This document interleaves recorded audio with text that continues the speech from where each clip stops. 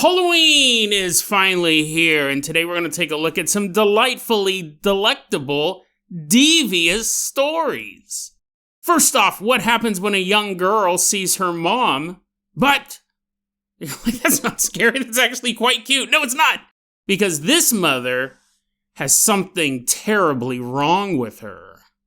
Paranormally, it's not like she's dying or anything. And then, what would you do if all of a sudden you were given the gift of seeing the future? But what happens when, every time he sees the future, it's absolutely horrifying? Today on Dead Rabbit Radio.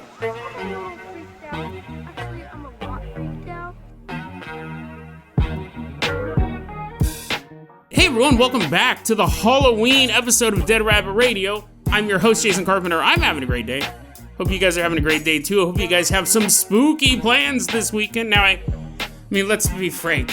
This episode's coming out the day before Halloween. My computer has locked me out of several parts of it, so until that's fixed, I don't have access to the full macabre collection of stories that I would love to tell you.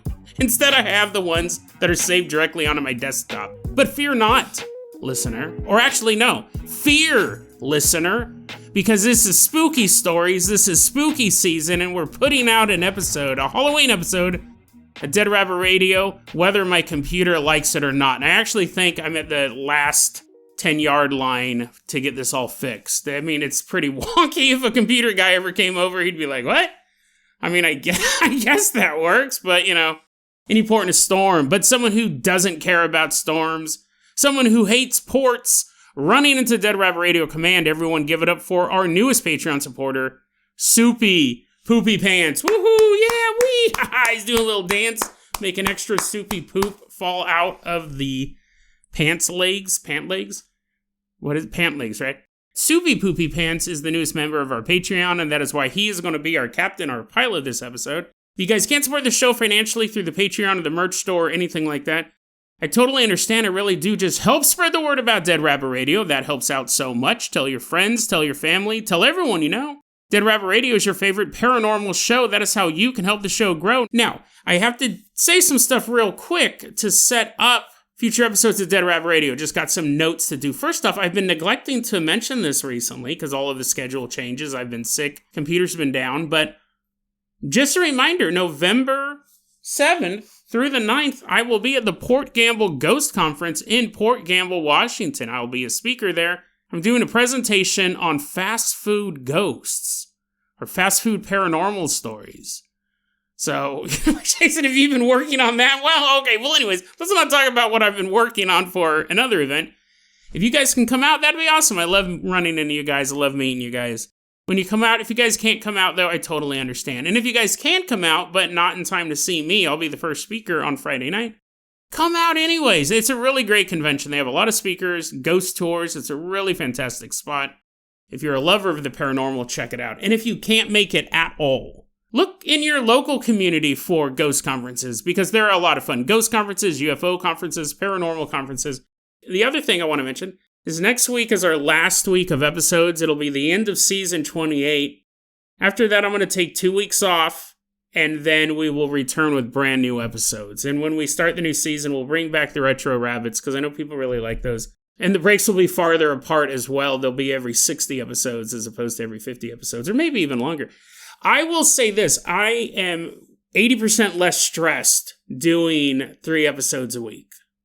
It's not like I'm a little less stressed. It's not like I'm a little less constantly working on the show. It's a huge reduction in my workload, even though it's just 2 less episodes. And it's a huge improvement of my, just less stress. I don't want to say happiness because I love doing the show, whether it's 3 episodes or 5 episodes. And considering last night's episode, I said, I think I said in the episode, I'm recording at like 11 o'clock at night. I was up till 3 in the morning editing. And the only reason I could do that was 1, I have a job where I can kind of sleepwalk through, and then 2, because I knew I didn't have to do 3 more episodes. I only had to do 1 more episode that week. So I was like, okay, if I'm up till 3, whatever. I would have preferred not to be, but that's just the way it shaked out. So, anyways, that's all that. I appreciate, the reason why I'm saying all that is I appreciate that you guys have allowed me to cut back on the workload. I've got nothing but great comments from that. And I was worried about it when I made that announcement. But you guys are fantastic, and I really, really appreciate that you guys are along with the ride with me. Okay, Soupy Poopy Pants, let's go ahead and toss you the hair hang glider, literally the most disgusting vehicle he can use. Everyone grab onto his poopy pants as he runs and jumps off the highest point of Dead Rabbit Radio Command and glides us all the way out to Grandma's house.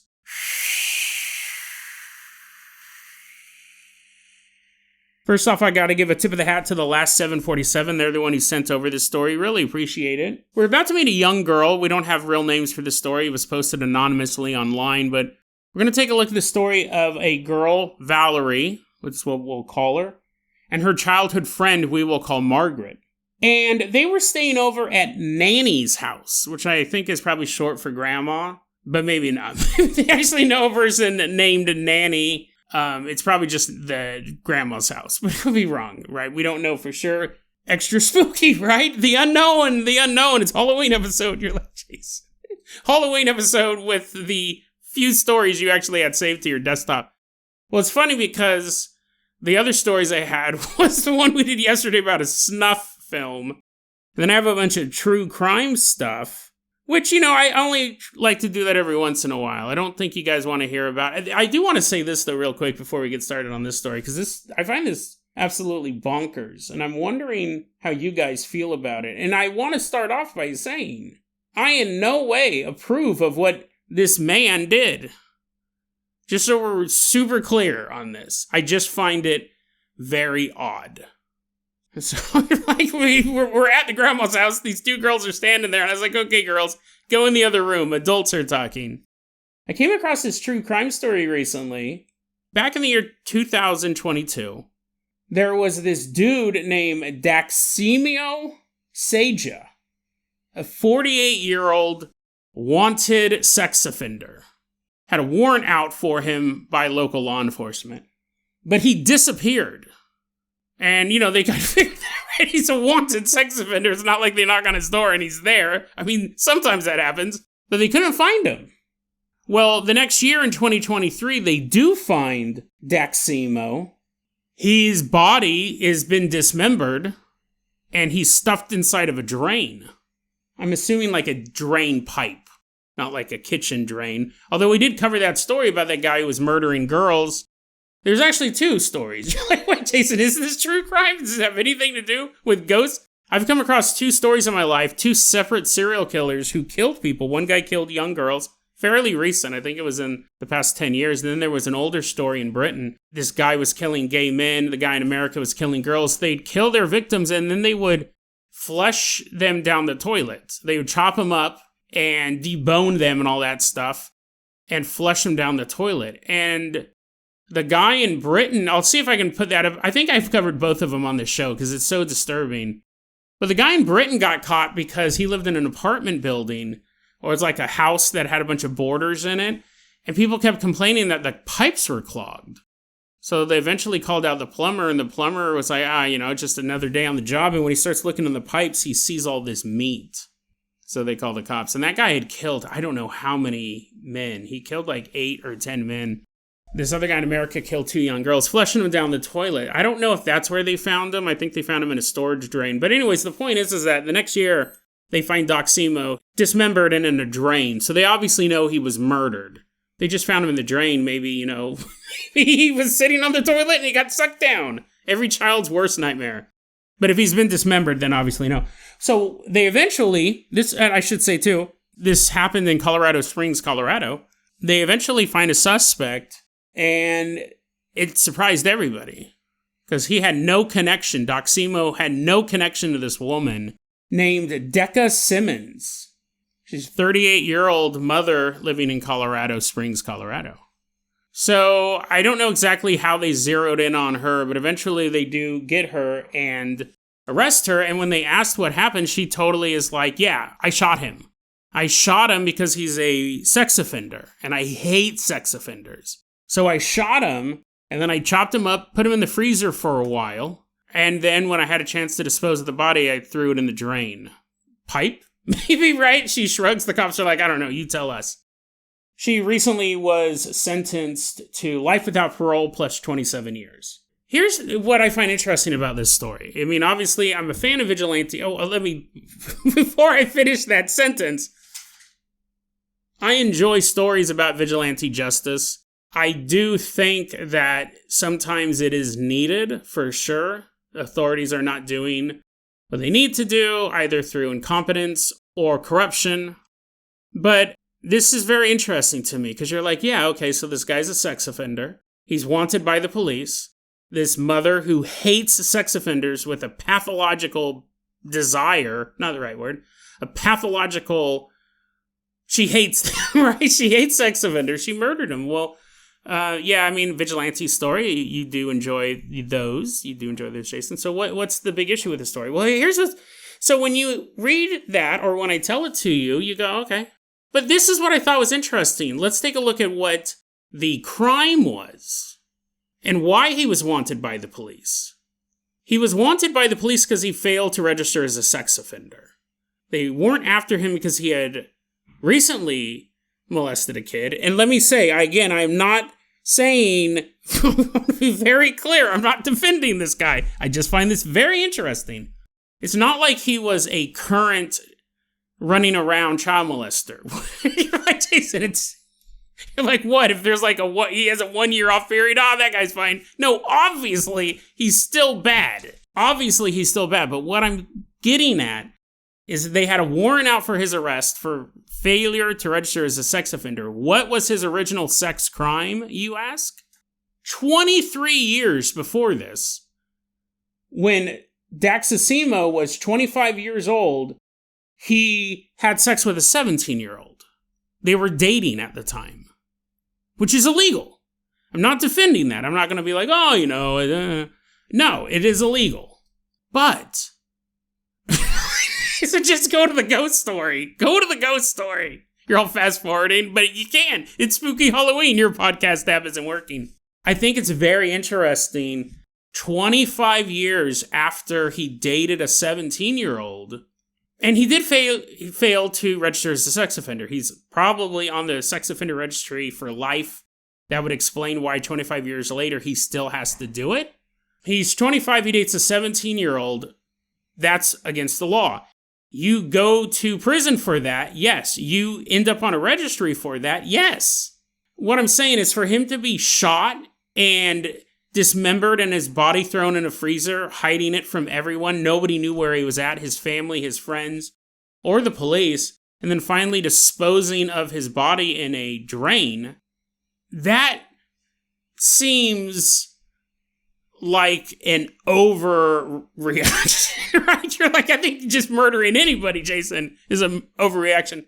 You know what I'm getting at here? That's kind of what I'm saying. I was planning on telling this on my true crime TikTok channel. I will eventually, but there's stories like that. That's another story I just have sitting on my desktop. I read that and I go, because at first I was like, oh, yep, a mother's vengeance against a child molester. Totally makes sense. But then when I read the crime and how long ago it was, and the fact that, yeah, he was going to be put in jail for failing to register as a sex offender, I get all that. I just was like, oh. And obviously, Daxasimo's mom is like, dude, he did that 28 years ago. I think. My math may be wrong, but the point, it is wrong. It wasn't that long ago. But wait, was it? 25 plus 23 is 48. So, yeah, wait, what am I... Anyways, the point is it was over 20 years ago. He did it, and it was a relation. Again, I'm not defending the guy. I'm not defending the guy, just so we're clear. But that does seem odd. There's unfortunately, so many other horrible people that this mother could have murdered that I would have been totally okay with. I was like, oh, that guy? Yeah, get rid of that guy. That guy's a child molester right now. He's molesting kids right now. Shoot him in the head, chop him up, throw him in the drain.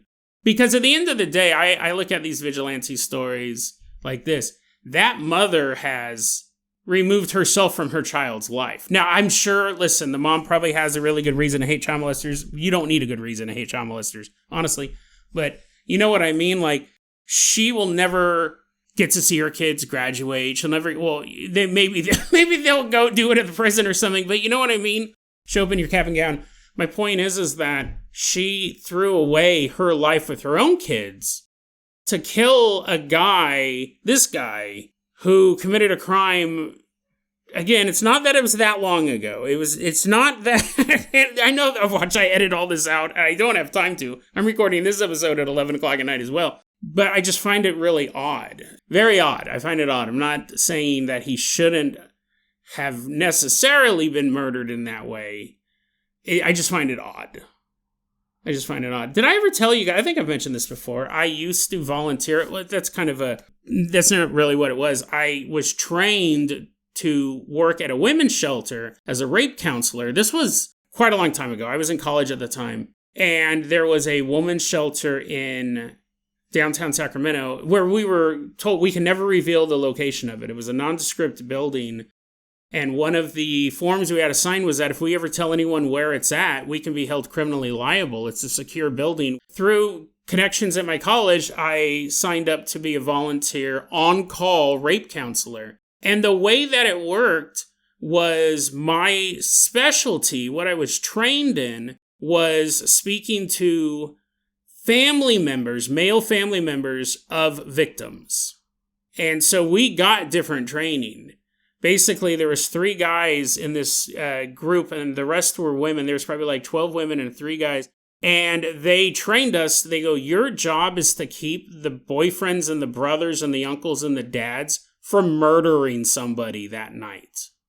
Or any night, really. But the point is, the job was you would get called out to a hospital or you'd get called out to a police station. We'd drive out there and we'd have to sit down with these incredibly angry men and be like, what your daughter or girlfriend or niece or whatever, your best friend, whatever, what she needs now is not you in jail.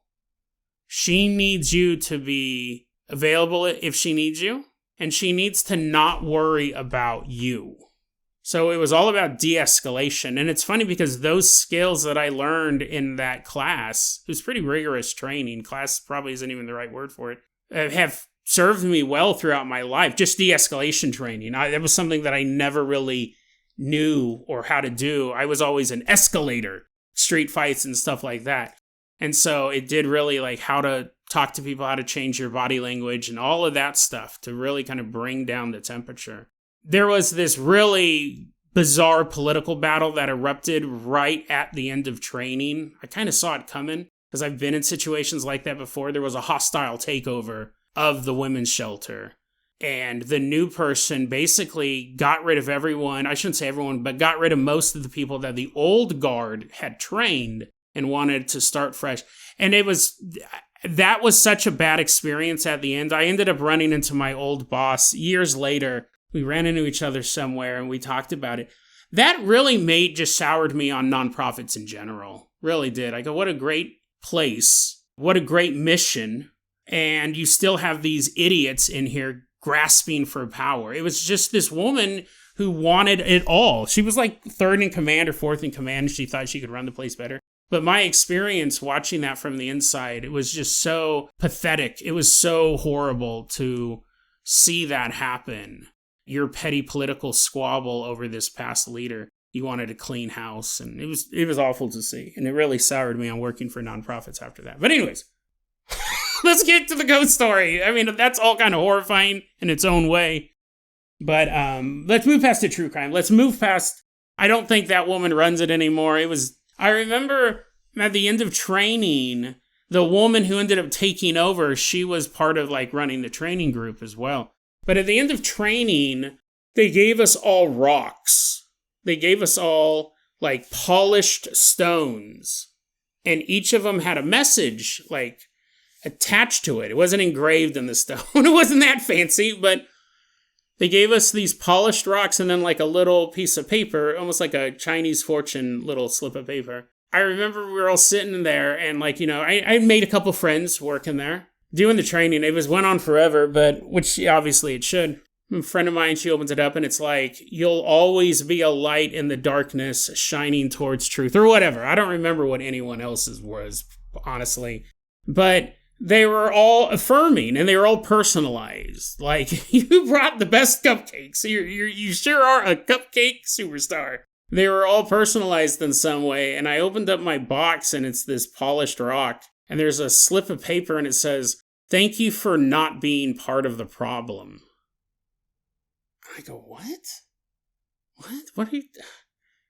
Here's the thing. I do not get offended by things. It takes a lot. My mom's always said it's a comical degree of what it takes to actually offend me. And I wasn't offended then, but I knew who wrote that message and I knew what that meant. That really I'm a man, which makes me an enemy to this person who was eventually going to take over. And she didn't just fire all the men.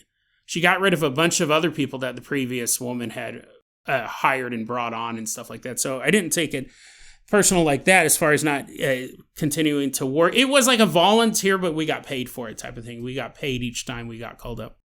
I thought, that is so ridiculous. I didn't say anything because the training was over, and I didn't think I was ever going to see her again, and it turned out I wouldn't because they got rid of all of us. But thank you for not being part of the problem. And I thought, so my default is to be the problem. And it wasn't just me. I remember I was friends with another guy there, really nice guy. And I looked at my message and I just kind of shook my head, and I looked over at him and he looked at me, he kind of shook his head. And I'm assuming he got something like that too. We didn't gossip about it. But his message apparently wasn't that great as well. I do know that maybe this segment's going on too long, but it was very interesting because this would have been in the super early 2000s. And I'm sitting there, and obviously I'm a big guy. And you have in this group of people, you have people from all sorts of diverse backgrounds and ethnicities and abilities or disabilities. The friend of mine that I had made, he was in a wheelchair. He had gotten in a car accident. And one of the speakers came in and she was talking and she goes, everyone here is from a diverse background. And she goes, we have people of Latino descent, and they're like, one or two Hispanic women are like, yeah. And we have people here who are indigenous, and, it was a very diverse group. And the woman was kind of like pointing it out, right? This was the early 2000s, so it was still like this weird time where you would acknowledge that we're a diverse group, but then you would sit and look at each person and explain why they were diverse. Rather than just saying it's diverse, we don't have to go into super detail. But anyways, the woman is kind of like, we got people from this background and this background. We have people of all sorts of abilities and disabilities. I don't know if that's exactly how she worded it. My friend in the wheelchair did a little bow. And, I'm just a white guy, right? That's how a lot of people see me. There's a lot of debate over that. I'm Basque, not really white, or white adjacent maybe. But anyways, the point, I look white. And so we're sitting there. How am I diverse, right? She didn't want to leave me out. So I'm sitting there and listen, bless her, right? I understand what she was trying to say, but I kind of chuckled to myself when she did it. She's going through and she's like, we got people of the African American community. We got this disabled guy over here. He's spinning around in his wheelchair. They had a trans woman in the group. They had a lesbian woman in the group. We had all of this diversity. And so she looks at me and she goes, we even had, I'm not making this up. She goes, we even have people who are bigger than others. And she didn't mean I had broad shoulders. She was talking about how fat I was. And I was like, okay. I didn't say anything, but I'm thinking, okay, lady, we get it. Everyone in here has something different. But to be fair, I'm not the fattest one in here. I'm just the fattest white guy in here. And she needed to acknowledge my... And listen, I get it, right? That other woman would have said, and that guy's part of the problem, but thankfully, he's not right now. The woman was trying to not single me out, not saying, and everyone here is diverse. So then she's holding up a piece of paper so she can't see me. But what else are you going to comment on me? His Roman nose. We even have people in here with Roman noses. We even have people in here with curly hair. No, it's the fact that I was fat. I was like, oh, I'm all crying. I'm like, oh, the only thing that will cheer me up is Del Taco. Eating it underneath the table. Anyways, yeah.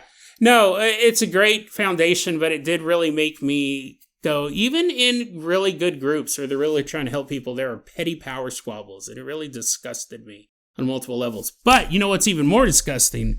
This paranormal story I'm about to tell you. So, Valerie.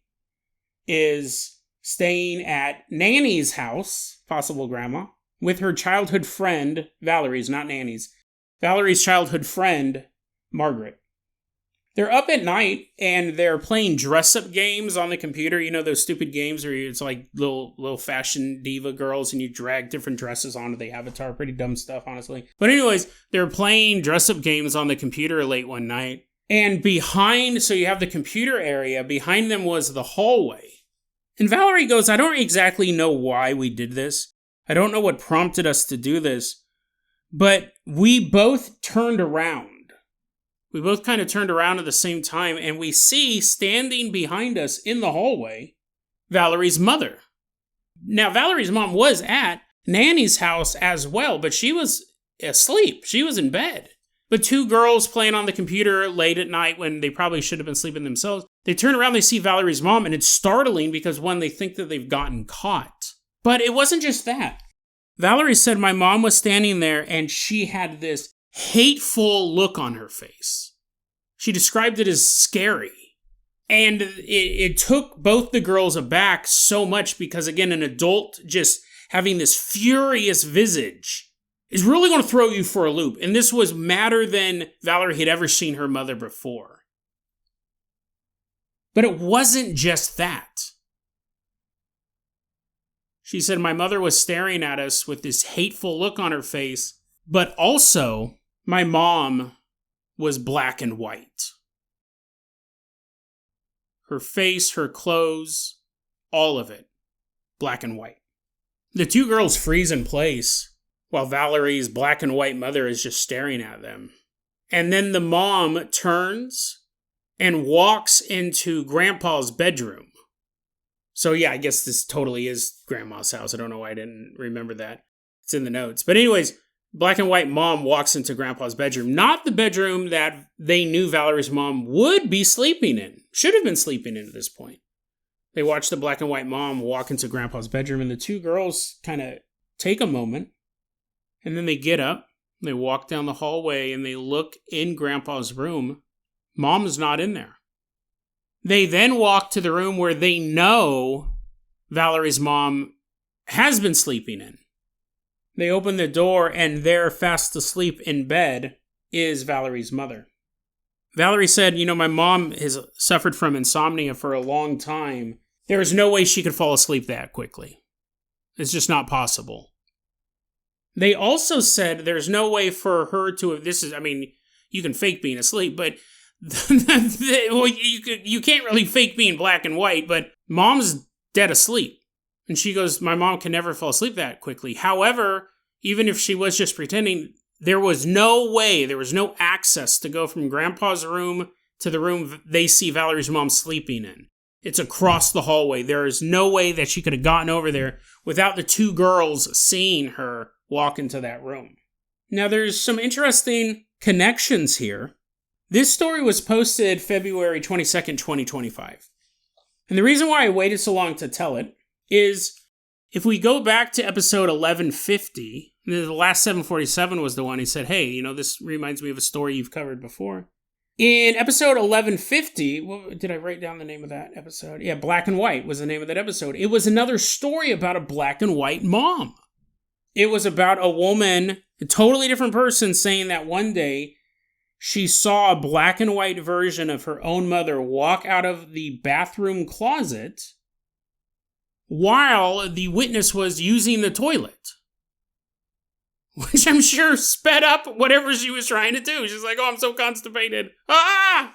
She said her mother, who was sleeping at the time in her bed, I watched her walk out of the bathroom closet while I was on the toilet. My mother, black and white.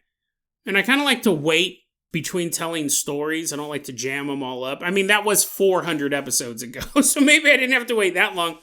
But what's interesting in the last 747, thanks for sending this over. You do a lot of good work for the show. What's really interesting is that this is a variation of a story we've covered quite a few times on Dead Rabbit Radio. We did one fairly recently, maybe in the past 20 or 30 episodes, about a black and white baby. A baby sister crawling down the hallway, and the older sister's looking at the black and white baby, and the baby in real life is not even old enough to crawl. think it was like 3 months old or 6 months old or something like that. Black and white baby. And when the witness tried to reach down and pick up the baby, her hands kept going to the ground and she could never touch the ground. There's this weird visual distortion effect. We've covered other stories about people saying they've looked and they've seen their mom. It's always mothers. Well, except for the baby. But maybe the baby will someday be a mom. We've covered a couple times about people turning around and seeing their mother staring at them with a hateful look in their eyes. And it's always what's interesting is you go, maybe these kids just have moms that hate them. Every single story has an element where they can prove that it actually wasn't their mother. There was the story about, and this was a long time ago, so I might not have all the details, but a kid saw his mother standing there in the hallway. A lot of times it's hallways because it's a liminal space. That's why we see a lot of ghosts in hallways and doorways. They're the in-between spaces. What's more in between than in between life and death? But are these ghosts? I mean, who knows, but there's something about a liminal space. The guy saw his mom. She had a hateful look on her face, but at the same time, the witness could hear his mother running the sewing machine in the living room, which she'd been doing all night. And I think he might have even heard his mother like humming or singing or something like that. So he knew the angry version of his mother, that mimic, that spirit, that doppelganger, whatever these things are, was not his real mother. It wasn't just that his mom was mad. And I have a vague recollection of a story about a guy who... No, that was a different one. That was an alternate universe where the guy saw his mother. He like walked into the room and his mother looked poor. And she was trying to get the laundry machine to work and it was broken and stuff like that. But then he goes, my mother she always made herself look presentable. But I saw her, she was like wearing sweats and she was kind of cursing and the washing machine wasn't working. And they had an interaction and then he walked into the other room and his mom was sitting there dressed normally. And the washer and dryer machine were totally fine. They weren't malfunctioning. It was almost like he walked into an alternate reality where that wasn't the case. They were more down and out. Things are on the fritz, stuff like that. These stories, I love doing the show because I would never look for these stories. And again, people like The Last 747 helps to fuel this engine. And I'm always looking for more stuff. You guys can send me emails, Facebook messages, Instagram. We actually have a pretty big research community on the Patreon Discord, which I'm started digging through as well. There's a lot of good stuff on there. So there's a weird connection between these stories, and it's one of those things that's getting reported more and more. And I wonder if it's a phenomenon is starting up, kind of a newer phenomenon, or if it's always been around, but people just didn't know what to say about it. Because it's so weird. It's not a typical ghost story. It's not a Bigfoot story. It's not a UFO story. Where do you tell people about it? What's interesting about this one, so this happened when Valerie was a girl, a little kid, right? And she's older than that now. We don't know how much older, but 15 years later, 20 years later, what have you, or maybe even more. From the time the story happened to the time she posted it in February of 2025, since she posted that story, there has been nothing posted since. I even typed these notes up a while ago, and I go, well, now we're in October. I wonder if she's posted something out. No. She's been online for 2 years, and you can go check out her profile and all that stuff. I don't remember if I wrote her name down. I know, Valentrisis is her username, but she'd been posting pretty regularly for 2 years about random stuff, games and things like that, dress-up video games, just random posts, random comments for the past 2 years. She posts this story and then nothing. Silence. Which could just be a coincidence, right? Maybe she just decided not to post anything online since. Possible. Maybe she just got too busy or got a new job or whatever, doesn't have time to be online. That's possible. That's a long time, 2 years of posting and then nothing since February, and it's been almost a year. It's been 8 months. I wonder, and this is always a concern of people who tell stories, paranormal stories, especially stuff like this. When you're talking about a ghost story, people don't really have this concern, but when you're talking about stories that are so unusual, you don't even know how to classify them, there is sometimes the fear, and possibly well-placed fear, that by telling it, you're reinviting something back in. So a paranormal pessimist may say, well, maybe because she posted this story online, whatever she experienced as a child returned. But this time, it wasn't satisfied with just a hateful stare. This time, it took a hateful action. Chopped her up. Chopped her up, put her in a storm drain. No, I mean, possible, right? I honestly think that's a well-placed fear sometimes by telling this story. There have been times people have emailed me stuff and I've said, hey, can I use this on the show? And they go, no. Actually, I told it to you and now I don't feel comfortable because I feel like it might invite something in. And I obviously go, oh yeah, I'm not going to tell that story then. Thank you for sharing it with me. But there's that hesitancy. It's fair because we don't know what the phenomenon is. It's possible that by spreading it, you're going to make it worse. And then you're like, well, Jason, you just told it to all of us. Well, here's another story I'm about to tell you. Soupy Poopy Pants. This is going to be a shorter episode. I know that the first half of the episode was the true crime story and my weird nonprofit experience. I don't know how entertaining or informational I think the true crime story is pretty dope. My nonprofit stuff might have been boring, but I just thought it was interesting. But because I'm recording this episode so late, because I was up till 3 a.m. editing last night's episode, and I might have to do that again tonight, we're going to go ahead and wrap this episode up with a Dead Rabbit Radio. You're all shutting it off. You're like, oh, we've heard the story twice, Jason. It's not that good. No, it is. It's the best. Soupy Poopy Pants, let's go ahead and end this spooky Halloween episode. That you're like, I guess it was kind of scary if you work for nonprofits. Soupy Poopy Pants, let's go ahead and touch the keys to the world famous Carpenter Copter. We are leaving behind this young girl's house. Well, now young woman, and I hope everything's okay. I guess there's also just the horrible idea that she died in between posting that and now. And that's why it's never been updated. Because, when you see these posts online, you wonder that sometimes. People have like a pretty good posting history and then they're done. Soupy Poopy Pants, I'm going to touch the keys of world famous Carpenter Copter. We're leaving behind this young woman's house. Why don't you fly us all the way out to a teeny tiny barn? Gather the kids around. We're going to do a traditional reading of Teeny Tiny Ghost by Rachel Matson, illustrated by Joey Chow. It's a great book. You guys should check it out. We're going to go ahead and take a look at it now. In the teeny tiny barn of a teeny tiny house lived a teeny tiny ghost and a teeny tiny mouse. In the teeny tiny... Like, Jason, you talked about rape for 10 minutes. It's a bit of a whiplash, to be fair. I know, sorry about that. In the teeny tiny attic of the teeny tiny barn, the teeny tiny ghost tried her best to cause alarm. But with her teeny tiny voice and her teeny tiny squeak, the teeny tiny ghost had just a teeny tiny shriek. But the determined little ghost let her mighty courage through, and with a teeny tiny breath, she said a teeny tiny boo. The teeny tiny mouse gave a teeny tiny yelp and a teeny tiny jump. I forgot about the mouse. See, when you're reading the book, there's a picture of the mouse on each page. So the mouse is just chilling. The mouse is like going on adventures. He's having a tea party there. And this one, he's dressed up as like a captain. He has a shield made out of a bottle cap.